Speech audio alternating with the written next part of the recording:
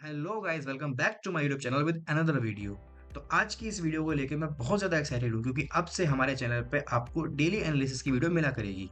मैं daily basis पे charts को रीड करके सारे इंडेक्सेस का एनालाइज करके अपने व्यू को आपके साथ शेयर करूंगा। तो ये वीडियोस जो है बहुत इंपॉर्टेंट होने वाली हैं क्योंकि इन्हीं वीडियोस के जरिए आप लोग चार्ट रीडिंग सीख पाओगे। चार्ट रीडिंग बहुत इंपॉर्टेंट टर्म होता है शेयर मार्केट के अंदर क्योंकि चार्ट रीडिंग से ही आप एक प्रॉफिटेबल ट्रेडर बन सकते हो। चार्ट को सही तरीके से रीड करना, कैंडल्स को देखना और प्राइस एक्शन फॉलो करके अपने ट्रेड्स को प्रॉफिटेबल बनाना।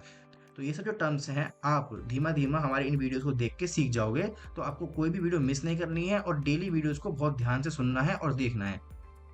तो शुरू करते हैं। तो आपके सामने ये निफ्टी 50 का चार्ट ओपन हो रखा है। निफ्टी 50 है जो कि एक इंडेक्स है। ठीक है, ये निफ्टी 50 का चार्ट है। ये है आपका सेंसेक्स का चार्ट। ये है आपका बैंक निफ्टी का चार्ट और ये है फिर निफ्टी का चार्ट। तो आज इस वीडियो में मैं आप लोगों के साथ सारे इंडेक्सेस का चार्ट देखने के बाद अपना व्यू शेयर करूंगा। तो आप ये देख सकते हो निफ्टी 50 का चार्ट आपके सामने ओपन हो रखा है।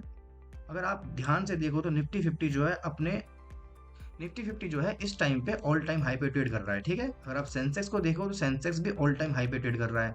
बैंक निफ्टी को अगर आप देखो तो बैंक निफ्टी अभी ऑल टाइम हाई पे नहीं है। ठीक है, और फिर निफ्टी को देखो तो फिर निफ्टी भी अभी ऑल टाइम हाई पे नहीं है। तो चलो निफ्टी 50 देखते हैं एक बार। निफ्टी 50 का ये डेली बेस का चार्ट है, डेली टाइम फ्रेम का।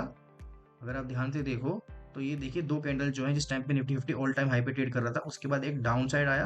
डाउन साइड आने के बाद एक ब्रेकआउट दिया मार्केट ने। ब्रेकआउट देने के बाद यहाँ पे मार्केट पॉज करके बैठा हुआ है। यहाँ पे मार्केट ने एक पॉज लगाया। अब अगर हम इसको थोड़ा 15 मिनट टाइम फ्रेम पे चेक करें एक बार। 15 मिनट टाइम फ्रेम पे अगर आप देखो तो निफ्टी 50 यहाँ पे ओपन होता है 7 मार्च को। बस यहाँ से ओपन होने के बाद एक रेंज के अंदर निफ्टी 50 अटका हुआ है। अब जैसे मान लीजिए नेक्स्ट टाइम जब हमारी मार्केट ओपन होगी, हमारी मार्केट अब ओपन होगी 11 मार्च को। ठीक है, यानी मंडे है जिस दिन।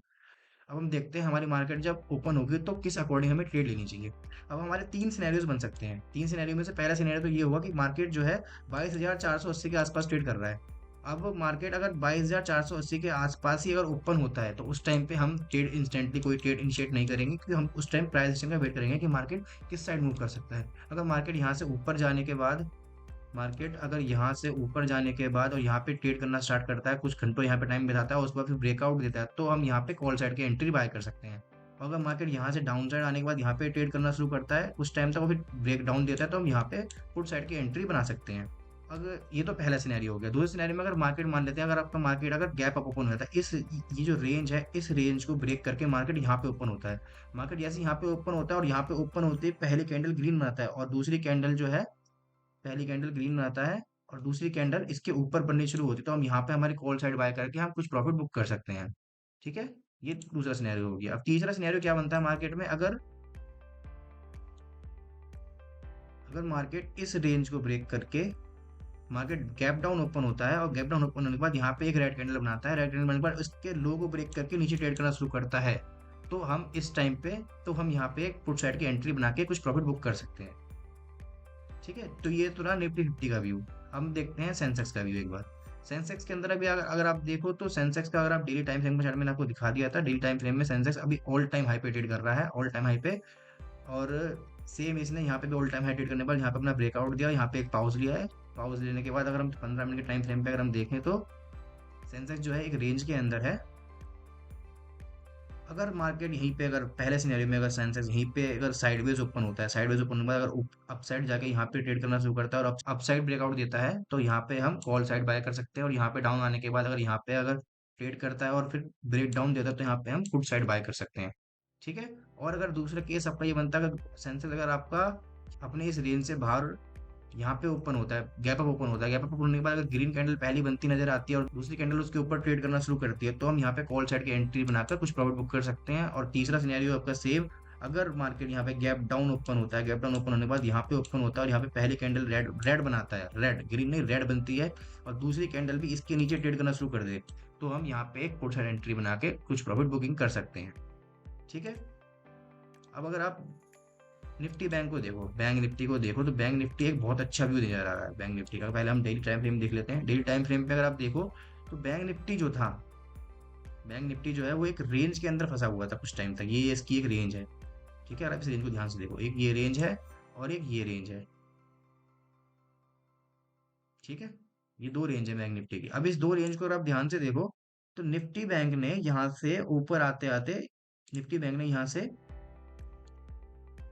निफ्टी बैंक ने यहाँ से ब्रेकआउट दिया इसको। ब्रेकआउट देने के बाद यहाँ पे 2-3 कैंडल बनाई, और अगर आप यहाँ पे कोई पोजिशनल ट्रेड उठाते हैं, पोजिशनल ट्रेड, तो आप यहाँ पे कॉल साइड बाय करके होल्ड कर सकते थे, तो आपको अच्छे प्रॉफिट नज़र आते हैं अभी आपके पोर्टफोलियो में। ठीक है। और अब क्या है, निफ्टी बैंक जो है अगर आप ध्यान से देखो, निफ्टी बैंक अब इस रेंज के अंदर फंसा हुआ है। ये जो रेंज आई थी, जिस रेंज के अंदर निफ्टी बैंक पहले फंसा हुआ था, ये जो रेंज है, अब इसी रेंज के अंदर वापस एंटर कर चुका है। अब निफ्टी बैंक जो है थोड़ा पॉजिटिव शो कर रहा है इस रेंज के अंदर आने के बाद। अगर इस रेंज के अंदर अपनी इस रेंज को ब्रेकआउट नहीं देता, अगर ये इस रेंज को ब्रेकआउट नहीं देता, तो हम इसको अभी भी पॉजिटिव साइड कंसीडर कंसीडर नहीं करते। ठीक है। अब हम आगे देखते हैं। अगर आप 15 मिनट के टाइम फ्रेम पे अगर आप ध्यान से देखो, तो निफ्टी बैंक थोड़ा अच्छा आपको नजर आएगा मूव करता हुआ। और ये नीचे है एक आरएसआई का चार्ट है, ये भी आप ध्यान रखना, इसके ऊपर भी ध्यान देना, उसके भी ध्यान। अगर आप निफ्टी बैंक को ध्यान से देखो, तो आप देखेंगे निफ्टी बैंक ने यहाँ पे ओपनिंग की थी, और लास्ट डे इसने ब्रेकआउट दिया था जिस कैंडल पे, वो ये कैंडल जिसने यहाँ पे ओपनिंग करके हायर हाइज बनाया था, खूब सारे हायर हाइज बनाए थे। ठीक है। अब निफ्टी बैंक यहाँ से ओपन होता है, ओपन होने के बाद ये थोड़ा डाउन साइड आपको नजर आता है, वो नजर आ रहा है। लेकिन अगर आप आरएसआई के ऊपर ध्यान दे, तो आरएसआई वहीं पे ट्रेड कर रहा है, आरएसआई तो नीचे आया ही नहीं है बिल्कुल भी। ठीक है। तो इसका मतलब क्या है, निफ्टी बैंक के अंदर आपको पॉजिटिविटी नजर आ रही है कि मार्केट के अंदर सेलर्स इंटरेस्टेड नहीं है, अभी बायर्स का मार्केट चल रहा है। तो इसके मतलब क्या है, अगर कल को मार्केट अगर ओपन होती है, अगर साइडवेज भी ओपन होती है और अपसाइड जाना शुरू शुरू करता है, अपसाइड जाना शुरू करता है, तो आप यहीं पे अपनी कॉल की एंट्री बनाकर आप आराम से कुछ प्रॉफिट बुकिंग कर सकते हो। और अगर मार्केट अगर गैप अप ओपन हो जाती है, फिर तो बहुत ही ज़्यादा अच्छा केस बनेगा, जिसके अंदर क्या होगा, मार्केट गैप अप ओपन होते ही आपको ग्रीन कैंडल बनती हुई नजर आती है, तो उसके हाई को ब्रेक करते ही आप वहाँ पे कॉल से एंट्री बना सकते हो। और अगर in case market gap down open हो जाती है, गैप डाउन भी ओपन होगी, तब भी मैं आपको यही कहूंगा कि इसके अंदर आपको वेट करना है पहले कैंडल का। अगर वहां पे रेड कैंडल बनती है, और रेड कैंडल बने या ग्रीन कैंडल बने, अगर कोई भी साइड ब्रेकआउट दे, अगर ये डाउन साइड ब्रेकआउट दे, तो आपको पुट साइड ट्रेड नहीं उठानी है। अगर ये अप साइड ब्रेकआउट देता है, कॉल साइड ब्रेकआउट देता, अगर ये इस कैंडल के हाई को ब्रेक करता है, तो हम यहाँ पे वापस कॉल की एंट्री बना सकते हैं। इसके अंदर क्या होगा, मार्केट आपको अच्छे हायर हाइज बनाता हुआ नजर आएगा। इसको रीजन क्या है बोलना है, क्योंकि अभी हमें जो प्राइस हम देख रहे हैं, उस प्राइस को देख के हमें ये समझ में आ रहा है कि मार्केट के अंदर सेलर्स इंटरेस्टेड नहीं है, मार्केट को अभी बायर्स ने ट्रैप कर रखा है। ठीक है। अगर आप फिर निफ्टी को देखें, फिर निफ्टी को अगर आप ध्यान से देखें कि डेली टाइम फ्रेम के चार्ट पे, फिर निफ्टी जैसा मैंने आपको बैंक निफ्टी के अंदर रेंज समझाया था, रेंज जो मैंने दिखाया था आपको, ये रेंज जो है, ये रेंज है, ये फिर निफ्टी ने तो अपना इस रेंज को ब्रेक तक नहीं कर पाया अभी तक, ये अपने इस रेंज के अंदर ही ट्रेड कर रहा है, एक ये रेंज है।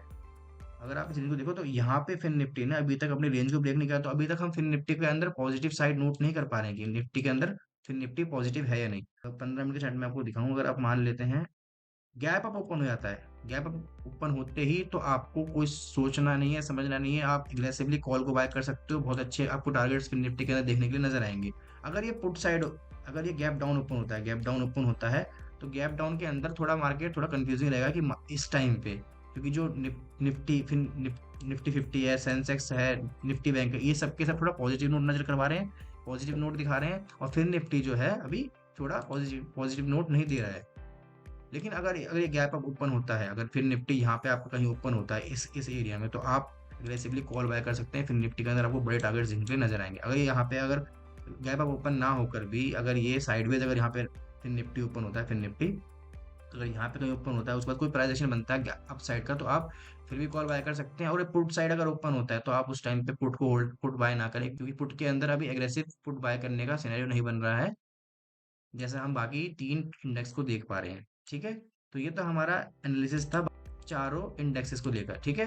अगर आपको इसके अंदर थोड़ा बहुत डाउट हो, कुछ समझ में ना आया हो, कैसे क्या चीज़ एनालाइज करके क्या बताया गया है, तो आप कमेंट सेक्शन में पूछ सकते हो।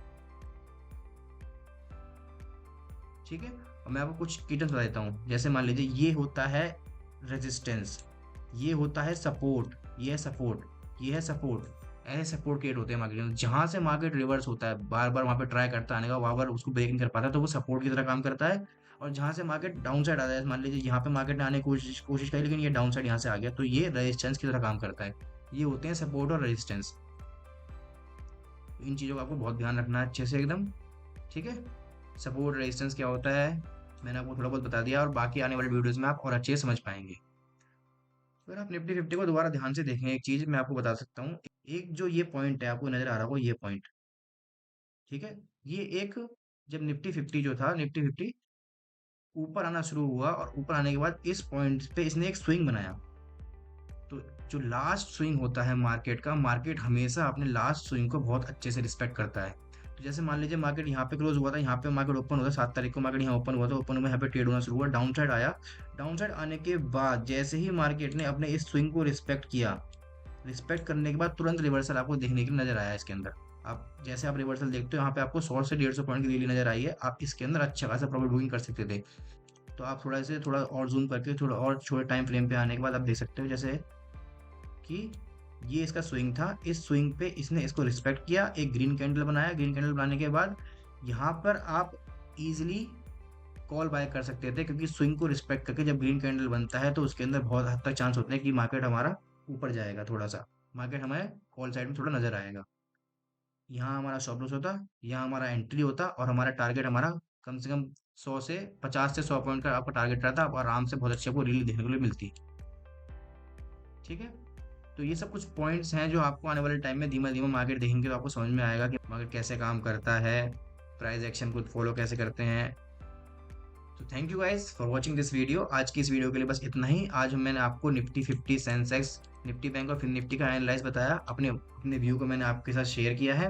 तो नेक्स्ट डे जब मार्केट ओपन होगा, जो जो व्यू मैंने आपको बताया, अगर उस व्यू से आपका थोड़ा सा भी फायदा होता है, आपको मार्केट थोड़ा भी समझ में आता है, तो प्लीज़ कमेंट सेक्शन में बताइएगा कि आपका कुछ फायदा हुआ है या नहीं हुआ है।